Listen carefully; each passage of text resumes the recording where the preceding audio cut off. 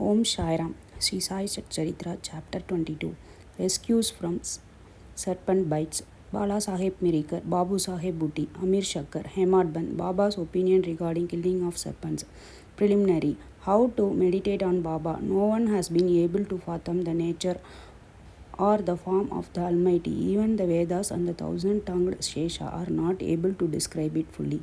But the devotees cannot but know and look at the form of the Lord, for they know that his feet are the only means of their happiness. They know no other method of attaining the supreme goal of life except meditating on the holy feet. Hemad Ban suggests an easy way of devotion and meditation as follows. As the dark fortnight of every month wears out gradually, the moonlight also wanes in the same degree, and on the new moon day, we do not see the moon at all, nor do we get her light. Therefore, when the bright fortnight begins, people are very anxious to see the moon. On the first day, the moon is not seen, and on the second day also she is not clearly visible. Then the people are asked to see the moon through the opening between the two branches of a tree. And when they begin to see through this aperture eagerly and after concentratedly, the distant small crescent of the moon comes to their great delight within their ken. Following this clue, let us try to see Baba's light. Look at the Baba's posture, how fine it is. He is sitting with his legs folded, the right leg held across the left knee. The fingers of his left hand are spread on the right foot. On the right toe are spread his two fingers, the index and the middle ones. But by this posture, Baba means to say, as it were, if you want to see my light, be egoless and most humble and meditate on my toe through the opening between the two branches, index and middle fingers, and then you will be able to see my light. This is the easiest means of attaining devotion. Now let us turn for a moment to Baba's life. Shirdi had become a place of pilgrimage on account of the Baba's stay. People from all quarters began to flock there, and both the rich and the poor began to be benefited in more ways than one, and in some form other. Who can describe Baba's boundless love and his wonderful natural knowledge and his all pervasiveness? Blessed is he who could experience one or all of these. Sometimes Baba observed long silence, which was in a way his dissertation or Brahman. At other times he was consciousness bliss incarnate, surrounded by his devotee.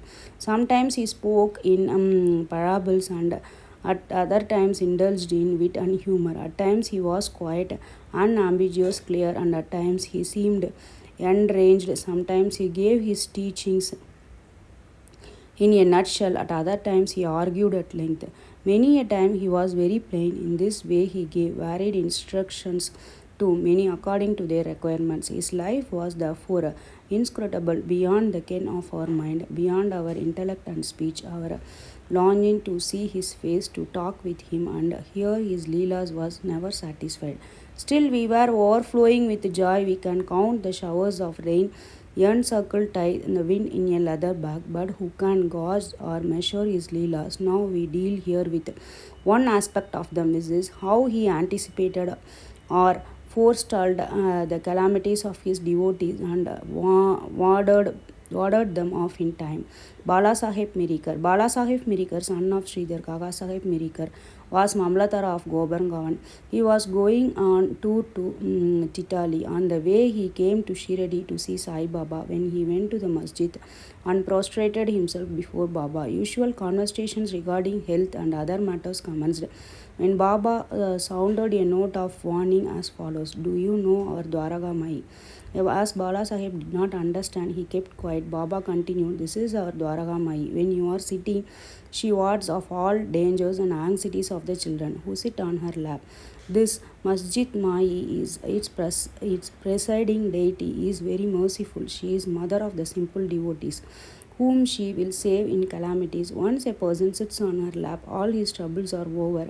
He who rests in her shade get bliss." Then Baba gave him Udi and placed his protecting hand on his head. When Bala Sahib was about to depart, he again said, "Do you know the Lamba Baba, long gentleman with a serpent?" And then closing the left arm like a fist, he brought it near the right elbow and moving his left arm like the hood of a serpent. He said, "He is so terrible, but what can he do to the children of Dwaraga Mai?" When the Dwaraga Mai its presiding deity protects. What can the serpent do? All who were present there were curious to know the meaning of all this and its reference to the miracle, but none had a courage to ask Baba about this. Then Bala Sahib saluted Baba and left the masjid with Shama. Baba called the Shama back and asked him to accompany Bala Sahib and enjoy the Chitali trip. Shama came to Bala Sahib and told him that he would go to him according his Baba's wish. Bala Sahib replied that he need not come as it would be inconvenient. Sharma returned to Baba and told him what Bala Sahib said to him. Baba Sahib, all right, do not go. We should mean well and do well. Whatever is destined to happen will happen. In the meanwhile, Bala Sahib thought over again and calling Shama asked him to accompany him. Then Shama, going again to Baba and taking his leave, started with Bala Sahib in the Tanga. They reached Chitali at 9 p.m. and encamped in the Maruti temple. The office people had not come. So they sat quiet in the temple, talking and chit-chatting. Bala Sahib was sitting on a mat reading a newspaper. His Uparani upper dhodar was spread across his waist, and on a part of his neck was sitting unobserved. It began to move with a rustling sound which was heard by the peon. He brought a lantern, saw the snake and raised the alarm. Serpent, serpent. Bala Sahib was frightened and began to the quiver. Shama was also amazed. Then he and others moved noiselessly and took sticks and clubs in their hands. The snake got down slowly from the waist and it moved away from Bala Sahib. It was immediately done to death. Thus the calamity which was prophesied by Baba was averted, and Bala Sahib love of Baba was deeply confirmed. A great astrologer named Nana Sahib Dengle told one day Babu Sahib Bhutti, who was then in Shiradi, "Today is an inauspicious day for you. There is a danger to your life." This made Babu Sahib restless. When they, as usual, came to Masjid, Baba said to Babu Sahib, "What does this Nana say? He foretells death for you. Well, you need not be afraid. Tell him boldly. Let us see how death kills." Then later in the evening, Babu Sahib went to Privy for easing himself, where he saw a snake. A servant saw it and lifted a stone to strike at it. Babu Sahib asked him to get a big stick, but before the servant returned with a stick, the snake was moving away and soon disappeared. Babu Sahib remembered with joy Baba's word of fearlessness. Amir Shakkar.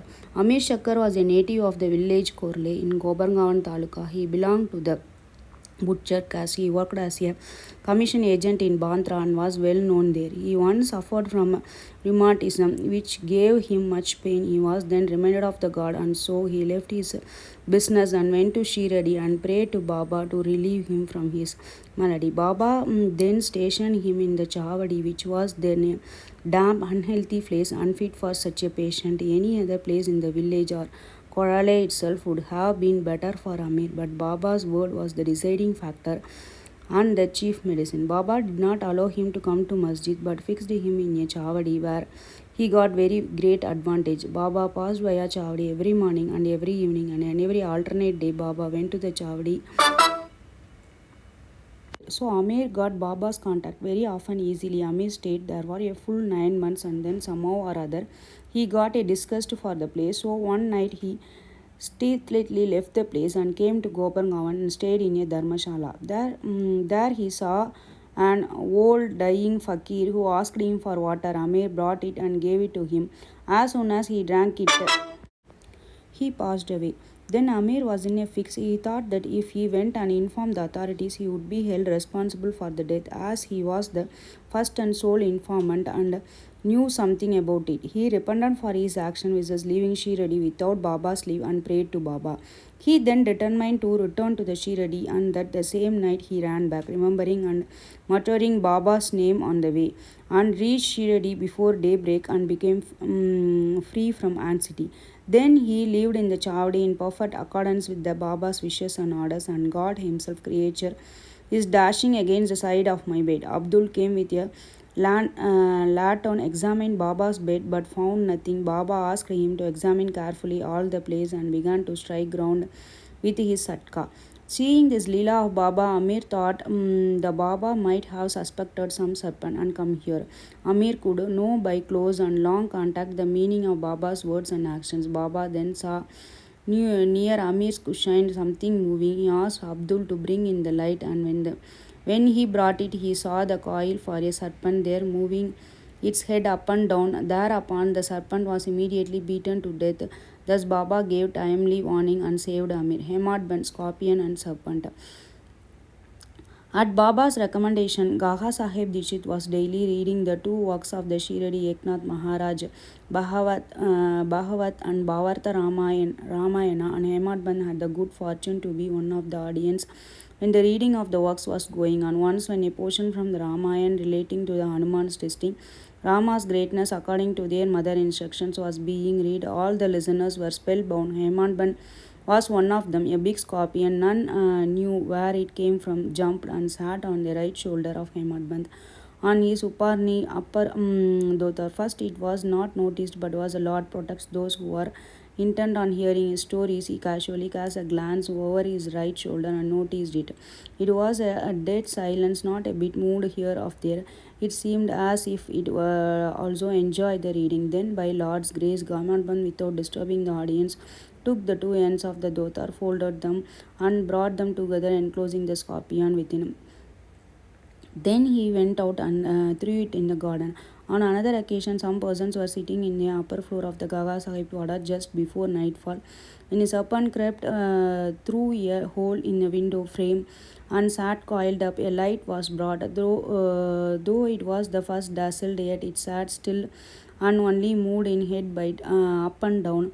Then many persons rushed there in the sticks and cudgels, but as it sat in a backward place, not blow could be dealt, but hearing the noises of the men, the serpent went out hastily through the same hole. Then all the persons there felt relieved. Baba's opinion. One devotee named Muktaram then said that it was a good that the poor creature escaped. Hamad Ban challenged him, saying that the serpents should better be killed. There was a hot discussion between them. The former contends that the serpents and such creatures should not be killed. Later, that they should be. As night came on, the discussion came to an end without any decision being arrived at. The next day, the question was referred to the Baba, who gave his settled opinion as follows: God lives on all beings and creatures, whether they be serpents or scorpions. He is the great wire puller of the world, and all beings, serpents, scorpions, etc., obey his command. Unless he will it, nobody can do on harm to those. The world is all depend on him, and no one is independent. So we should take pity and love all creatures. Leave off adventures, fights, and killings, and be a patient. Lord God is a protector of all. Bow to Sri Sai and peace to be all. Bow to Sri Sai and peace to be all. Thank you.